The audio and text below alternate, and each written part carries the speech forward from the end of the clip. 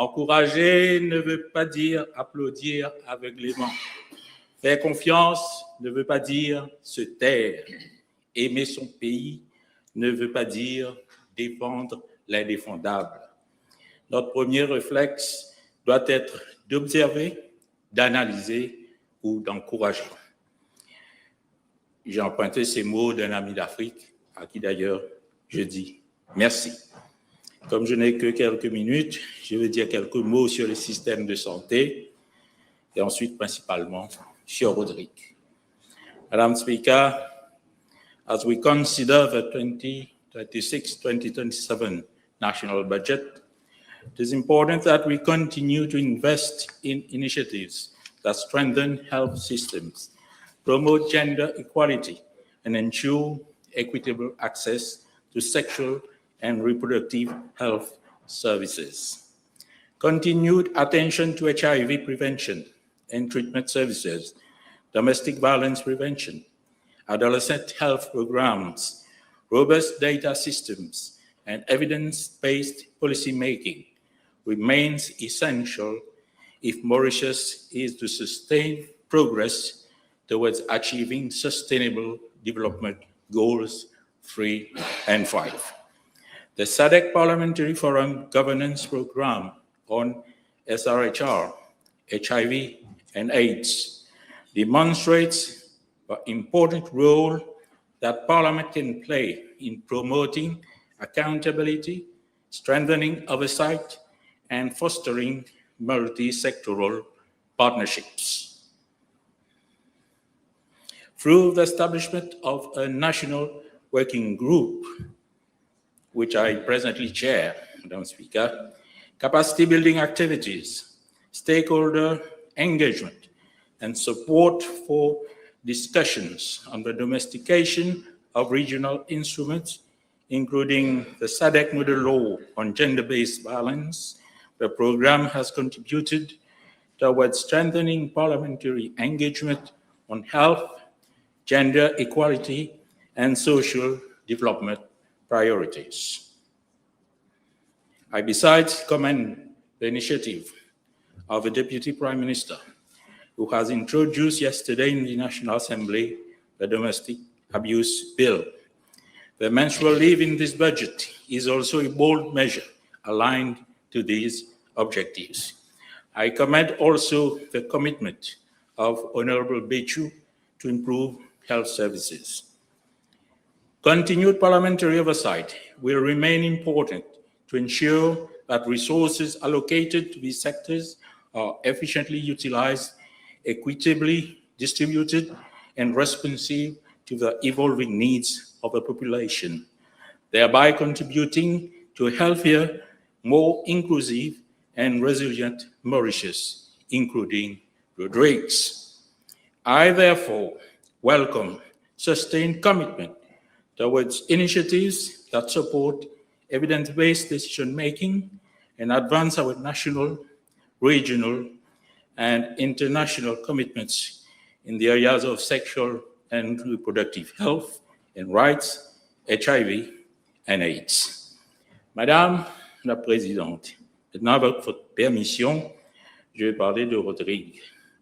Mais avant, je tiens à féliciter l'honorable Premier ministre et ministre des Finances pour ce qu'il y a de bon dans ce budget. Les autres orateurs avant moi les ont déjà énumérés. Mais tout en lui demandant de revoir ce qu'il y a de moins bon, comme la réforme de la pension universelle. Une révision qui a débuté d'ailleurs avec le gel annoncé et qui, je pense, doit faire l'objet d'une plus grande consultation, incluant aussi ceux qui sont les plus concernés. D'ailleurs, l'année dernière, lors des débats budgétaires, j'avais fait la même proposition. Il faut aussi revoir les nouvelles dispositions de la Public Gathering Act proposées. Et dans ce contexte, je soutiens ma collègue Sababati qui s'est exprimée sur ce sujet. Et je suis également d'avis que dans une démocratie, un simple préavis devrait suffire pour organiser une manifestation et non dépendent de ceux contre qui on va manifester.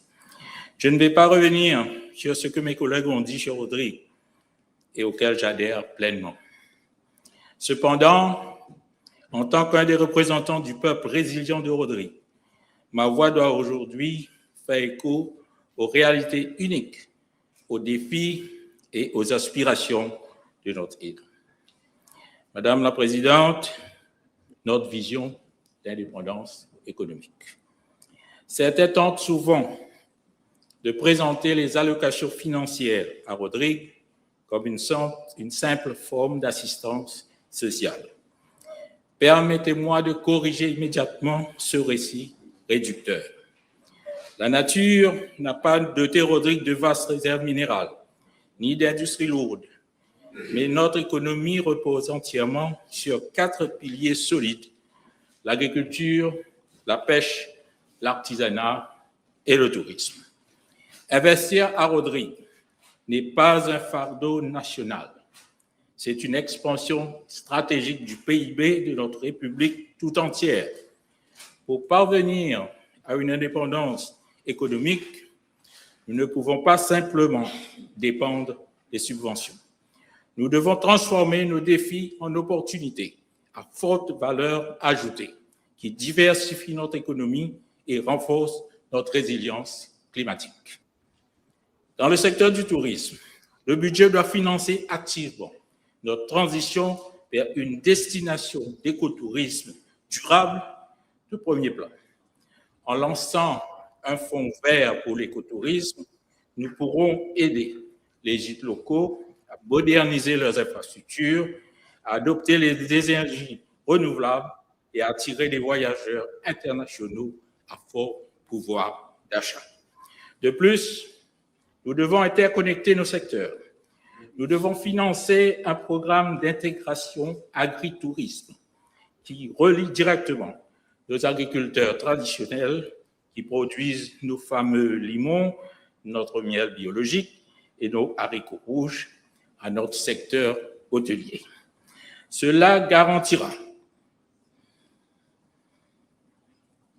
que chaque roupie dépensée par un touriste pour sa nourriture aille directement dans la poche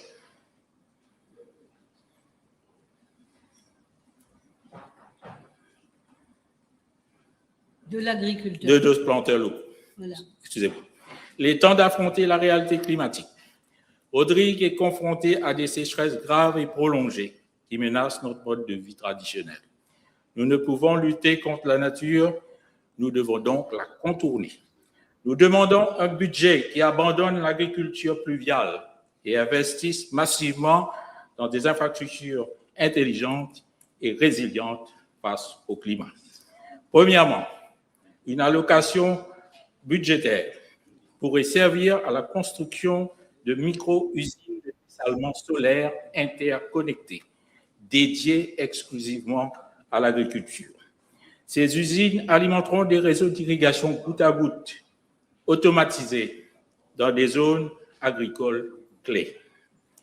Grâce à l'énergie solaire, nous éliminons les coûts énergétiques d'exploitation, garantissant ainsi à nos agriculteurs un approvisionnement en eau bon marché et fiable toute l'année. Madame la Présidente, le défi du budget de développement, capital budget, c'est dans ce même esprit de collaboration constructive au sein de la majorité que je dois soulever une préoccupation urgente concernant le développement de nos infrastructures. Depuis 2025, nous constatons une baisse préoccupante de l'allocation de notre budget de développement. Le développement n'attend pas. Lorsque les dépenses en capital diminuent, la construction des infrastructures essentielles ralentit. La création d'emplois stagne et notre indépendance économique à long terme est retardée. L'on tentera d'exploiter cette situation en affirmant que l'Assemblée régionale de Rodrigue devrait gérer seule ces crises de développement. Ce serait une lâche tentative de fuir le devoir national. L'Assemblée régionale de Rodrigue gère l'administration régionales. Mais le gouvernement central gère les infrastructures nationales, les cadres de fret maritime et les politiques macroéconomiques. Une véritable collaboration signifie que les deux niveaux de gouvernement avancent au même rythme. J'exhorte le ministère des Finances à travailler en étroite collaboration avec l'Assemblée régionale de Rodrigue pour inverser cette tendance et injecter les capitaux nécessaires à la relance de nos projets locaux. Madame la Présidente, autonomisation de nos producteurs, la commercialisation du bétail. Nos éleveurs rodriguiens travaillent sans relâche et tirent une immense fierté de leur bétail. Pourtant, le pouvoir d'achat et leurs moyens de subsistance sont sévèrement limités par le manque de soutien adéquat pour commercialiser leurs produits à Maurice. Nous avons besoin d'un financement immédiat pour débloquer la logistique de l'exportation agricole. Ce projet doit faciliter la mise en place d'un pont de fret Rodrigue-Maurice, créant un système de transport maritime subventionné à tarif fixe, spécifiquement dédié aux animaux vivants et aux produits frais. Pour compléter cela, nous devons investir des fonds de développement de la construction d'une infrastructure de chaîne du froid moderne à Port-Mathieu. Enfin, établissons un centre de commercialisation rodriguais dédié à Port-Louis.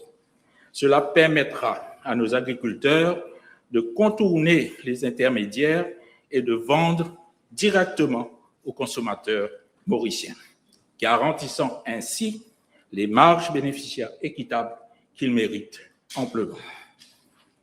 Valoriser une économie bleue, une pêche durable. Madame la Présidente, tout comme nos terres ont besoin de soutien, nos eaux en ont également besoin. Nos pêcheurs artisans sont le pilier de nos communautés côtières, mais le lagon est appauvri.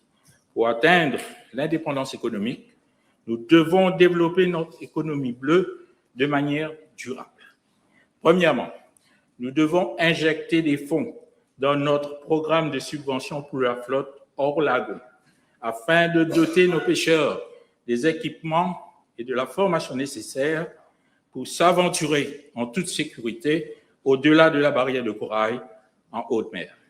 Deuxièmement, nous devons soutenir nos pêcheurs pendant les périodes plus cruciales de conservation. Lorsque nous imposons des fermetures saisonnières pour la pêche à l'orite ou à la seine, afin de permettre à la faune marine de se régénérer, nos pêcheurs doivent être soutenus par des allocations rehaussées et des formations à des activités alternatives. Enfin, nous devons cesser de perdre de la valeur.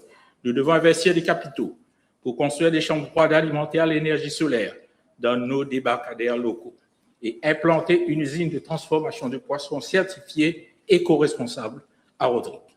En mettant sous vide, en séchant et en labellisant nos prises rodriguaises de qualité supérieure, nous pourrons exporter des produits de la mer à forte valeur ajoutée directement vers les marchés mauriciens et internationaux, assurant ainsi un avenir prospère à nos familles de pêcheurs. Continuité territoriale et coût de la vie. Madame la Présidente, la continuité territoriale n'est pas un luxe, c'est un droit fondamental pour chaque citoyen de la République de Maurice.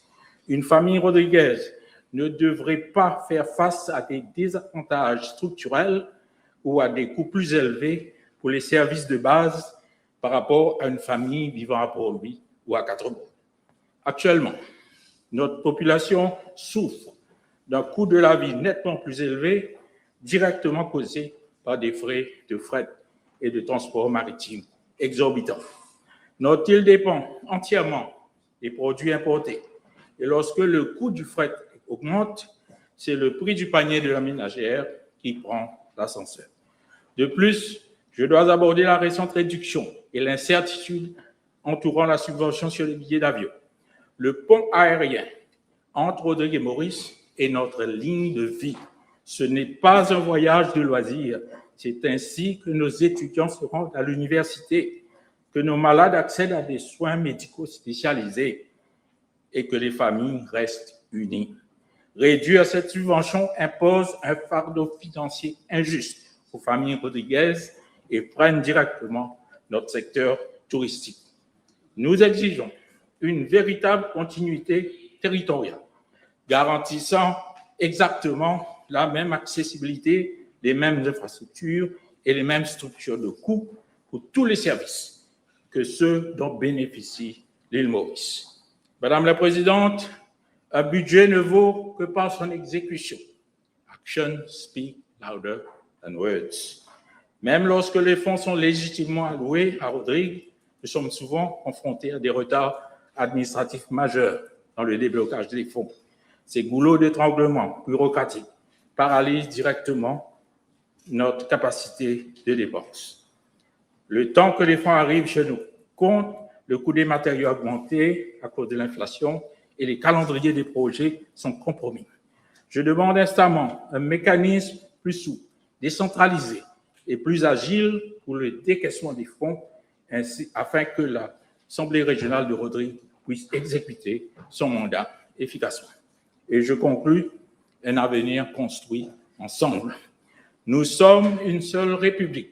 La prospérité et celle de Maurice et celle de Rodrigue sont profondément liées. J'ai toute confiance dans la capacité d'empathie et d'esprit de collaboration de ce gouvernement. Travaillons main dans la main pour éliminer ces obstacles.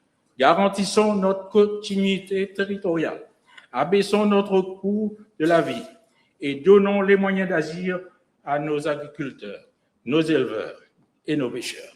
En prenant ces mesures, nous transformerons Rodrigue d'une région ayant besoin de soutien, elle deviendra un partenaire prospère et économiquement indépendant au sein de la République de Maurice. Je vous remercie. Yes. Honorable Babulal. Thank you, Madam Speaker, for giving me this opportunity to intervene on this bill presented by the Honorable Prime Minister and Minister of Finance. Madam Speaker, before I begin, I must say this. The people of our republic are disturbed, deeply disturbed. Never in the history of Mauritius has a budget left the population so uncertain about their future. Even while the debate is still ongoing in this August Assembly. The first pillar of this budget is anchored on leveraging AI and digitization. But let us be honest. It seems that this budget itself is an artificial budget. The way it unjustly punishes our senior citizens. Madam Speaker, the Honorable Prime Minister stated that the mean test has been frozen.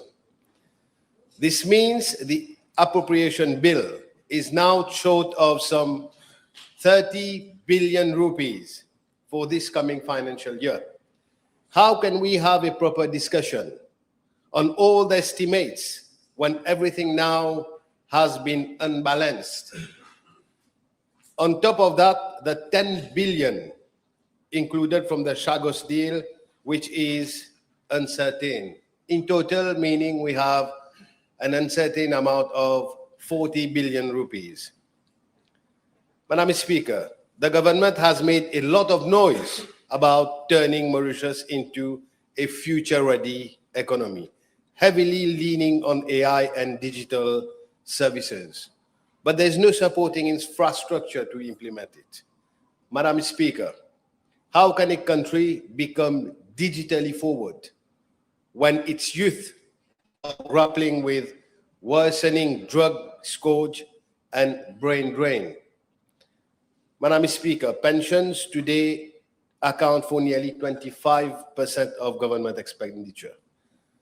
The worker-to-pensioner ratio has collapsed from 16 in 1962 to just 4.7 in 2025. And this is projected to decline further. Instead of reforming the state, the government is reforming the citizen by replacing the basic retirement pension with a state age pension and an attempt to introduce the mean test. Yes, Madam Speaker, the public outcry forced a temporary freeze. Je mets un own goal, please je tape la table. But the intent is crystal clear. Claw back pension from the very people who build this country. Where do we draw the line? Does it mean that if the means test has been frozen, a person taking the reduced pension at the age of 60 will continue to have the same reduced pension for a lifetime? The population needs answers. The country's financial problem was never created by pensioners.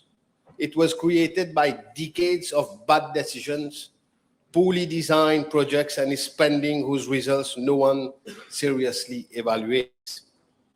Madam Speaker, instead of safeguarding vulnerable citizens and respecting the workers who dutifully contributed to the system, the administration is squeezing those who rely on the basic retirement pension for survival.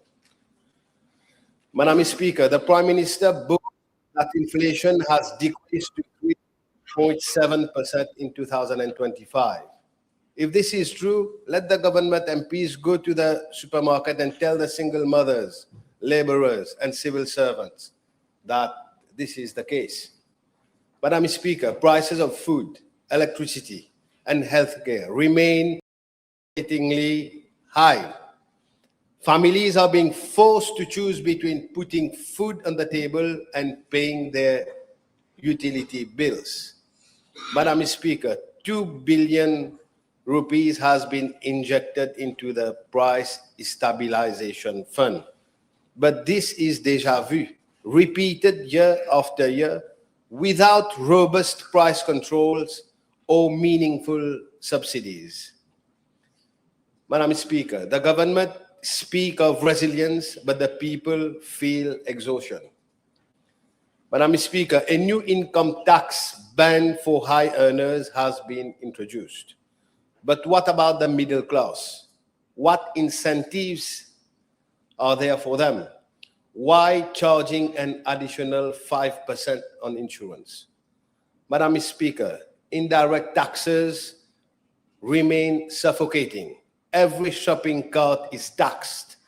The extension on sugar tax and excise duty on consumer goods hit working class families the hardest.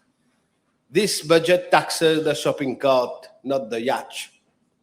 Madam Speaker, the budget proposes making renewal of motor vehicle license conditional on upfront payment of traffic fines.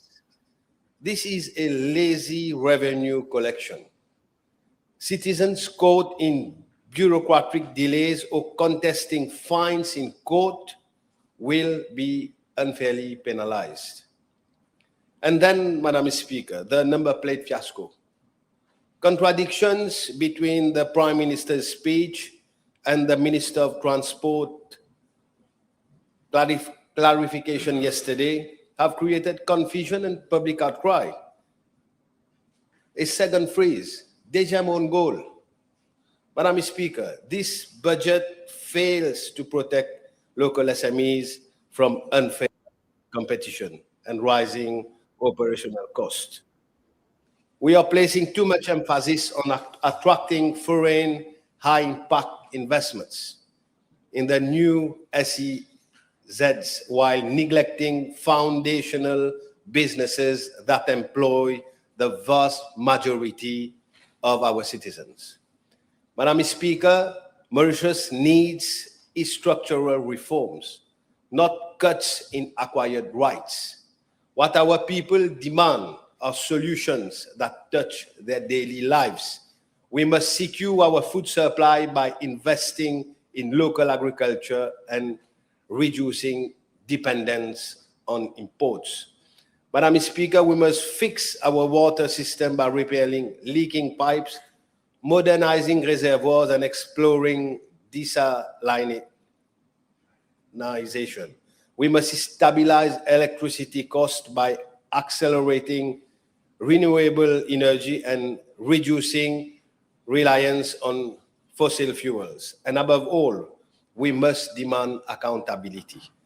Every rupee spent must deliver results, not vanity projects. Madam Speaker, Mauritius must reform the state before reforming the citizen. Madam Speaker, the easy path is always to cut pensions, raise taxes, or borrow more. The hard path is to confront inefficiency, waste, and entrenched privilege. But it is the hard path that leads to sustainable progress. Mauritius deserves a government that reforms itself before reforming its citizens. Madam Speaker, we will continue to fight for dignity, fairness, and accountability. We will stand with the pensioners, the workers, the families. Madam Speaker, this budget is one of broken promise. It is a fake budget without the actual reality that has been presented to the population. Mauritius deserves better. Madam Speaker, even if the Public Gathering Act is amended to impose stricter penalties, people will be on the street like before to voice out when there is need, because Mauritius belongs to them. Madam Speaker, Mauritius must choose transformation over deception, reform over regression, courage over cowardice. That is the path forward. Thank you, Madam Speaker. Thank you so much. Yes, Honourable First Member for Vacqua Phoenix. Thank you, Madam Speaker. Madam Speaker, I will not go into points raised by fellow members in this House, because we are all very well versed what is happening with all the measures that have been presented. But let me, from the very beginning, say to this August Assembly that I have listened carefully to the message of the Prime Minister on the 1st of January 2026. And the message was, 2026 sera l'année de l'économie. And he went on to say that 2026 sera l'année de tous les chantiers aussi.